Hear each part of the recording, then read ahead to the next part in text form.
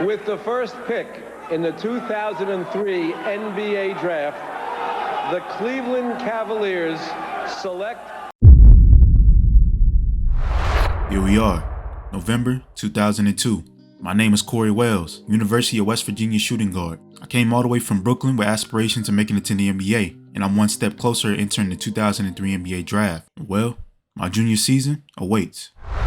For the first 2 years of my college career, I came off the bench. I really wasn't scoring a whole lot and didn't get a ton of minutes. Matter of fact, I wasn't even that high of a recruit. But this year, with all the seniors graduating, our team needed a new direction and a new captain. And coach decided I should step up and be that leader. And it's in my blood and my DNA to take what's mine. And in my first collegiate game in my junior season, we're going against Bosh and Georgia Tech.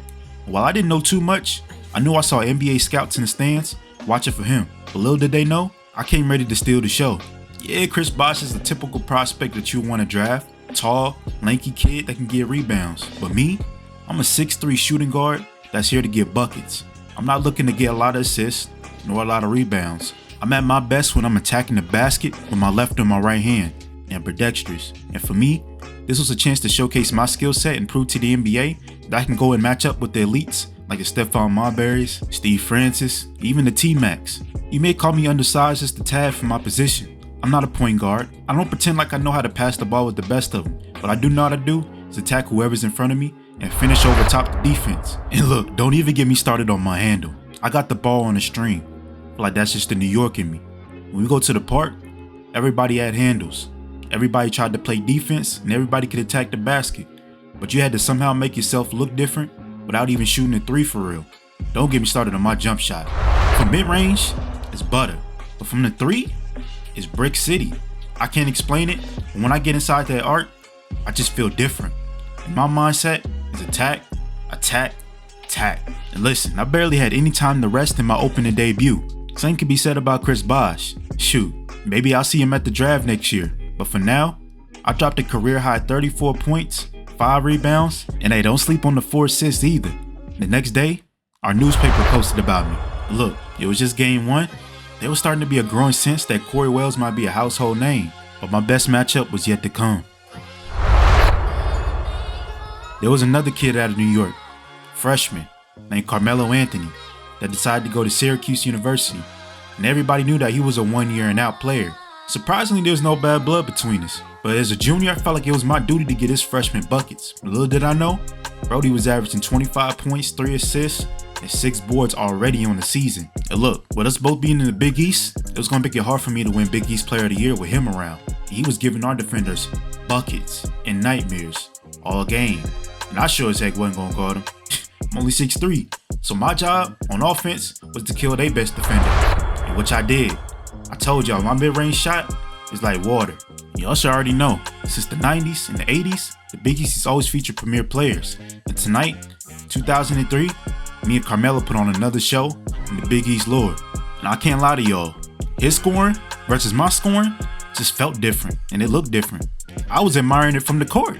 My man's like 6'8", 6'9", rising up for that mid-range shot like it was nothing else. Not to mention, he could hit the 3 if needed be. And tonight, he had dropped 31 and 9 on our heads. And while he ain't passed much, it was no need. And with NBA scouts in full attendance, I can't lie to y'all, I could see Melo going number 1.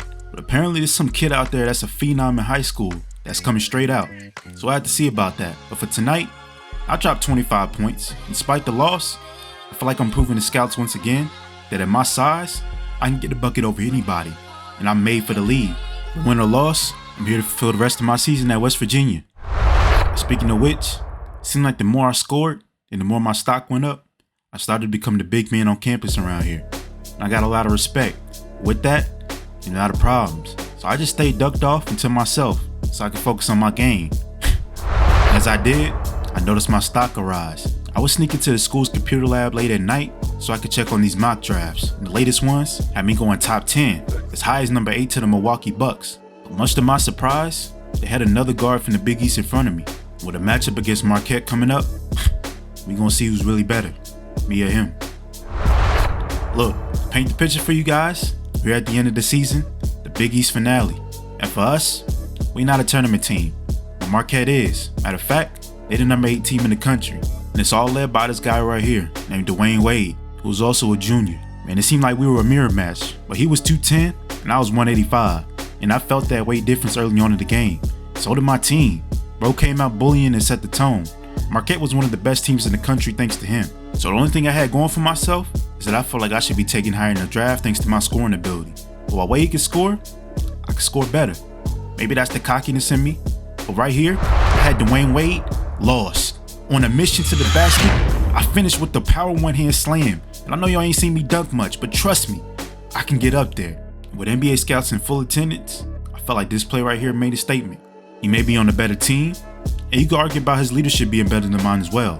But for right here and right now, I'm putting on a performance that you can't deny. And while Wade never backed down, I decided to put my defense on him. And it made a difference. In another marquee play of the game, I reached in, got a steal, and slapped it off Dwayne Wade on the way out of bounds. And I couldn't help but smile and cheese. I know he was tight. He was so frustrated, I think he even threw the ball at the referee. I'm surprised he didn't get attacked. Regardless, we at home, and for my last collegiate game in West Virginia, put on a performance of a lifetime.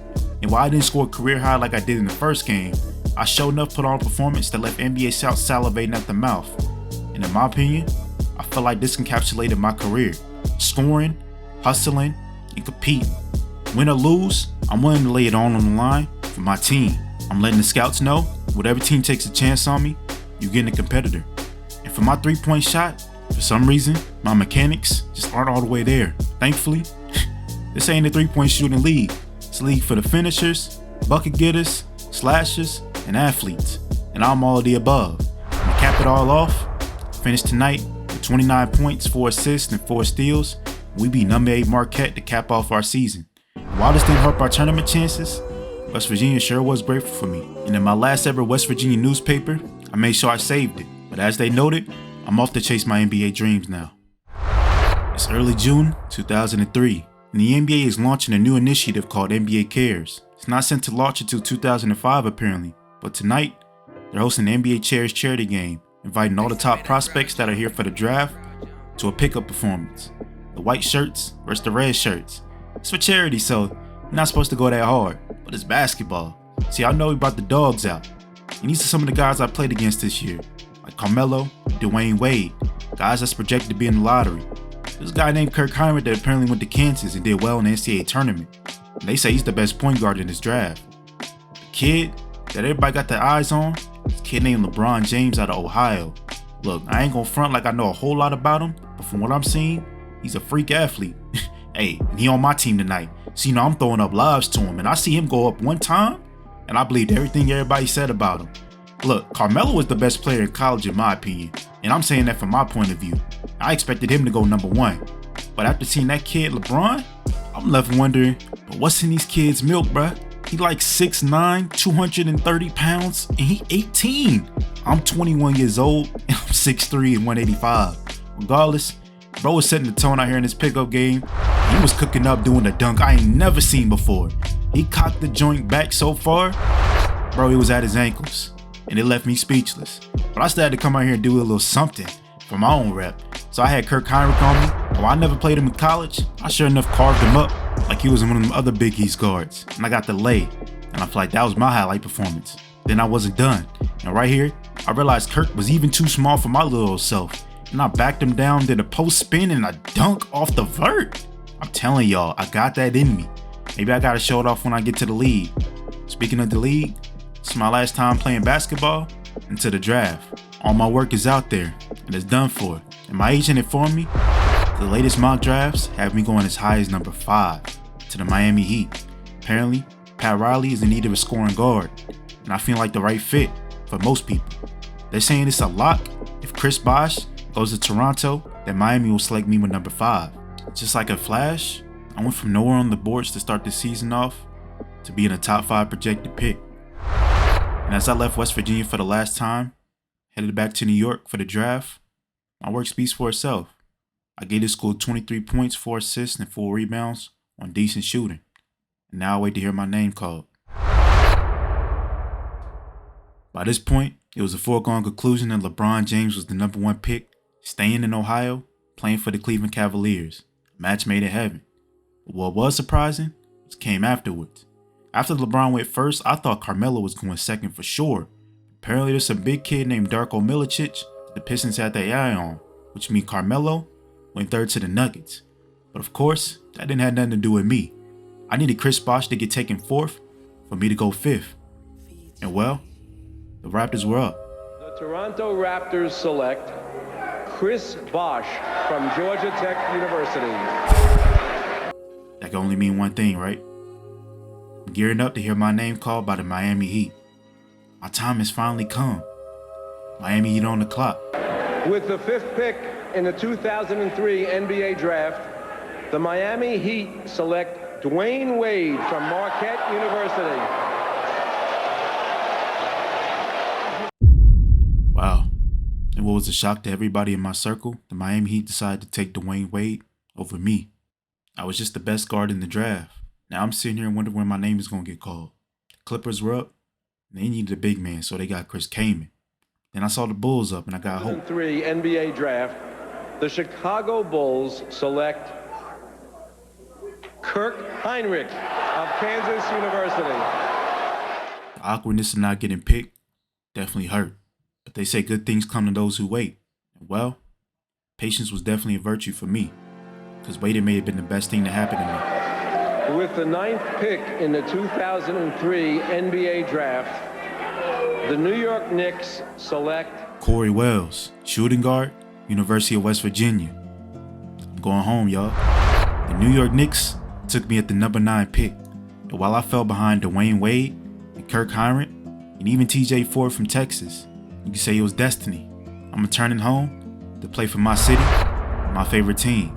Look, a lot of people will be scared to play in the Garden, but for me, this is everything I could dream of.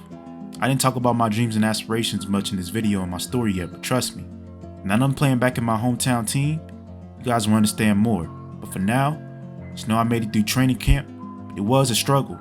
See, this New York Knicks team was a little guard heavy. In the offseason, we got Penny Hardaway, one of my favorite players, but he's a little injury prone right now, which is why they also acquired Stephon Marbury in the offseason, one of the greatest players ever from New York City. At this point in the league, he had a bad rep for being a hothead, but I knew who the real Steph was. Growing up in New York, he was the guy, but in training camp, I wasn't. I was missing my shots. Things just weren't going perfect for me. The vets, well, they were doing vet things. I was getting ripped, turning the ball over in practice and scrimmages, so much so that I knew I wasn't going to be a starter. Matter of fact, I was really just hoping I would get minutes. My first game of the season found us in Vancouver, played the Grizzlies. While it was fun getting to watch my boy Steph Marbury up close, and it was surreal sitting next to Penny Hardaway on the bench, I was just anxious to see if I could check in the game at some point. Sure enough, coach called my number, said 0. Let me see what you could do out there, young buck. With what felt like the weight of New York on my shoulders, I was set to check in my first NBA game. And while I didn't know what was ahead, I felt like the name Cory Wells would mean something one day. And who knows, maybe somebody 20 years from now will be telling my story. For now, welcome to 2003.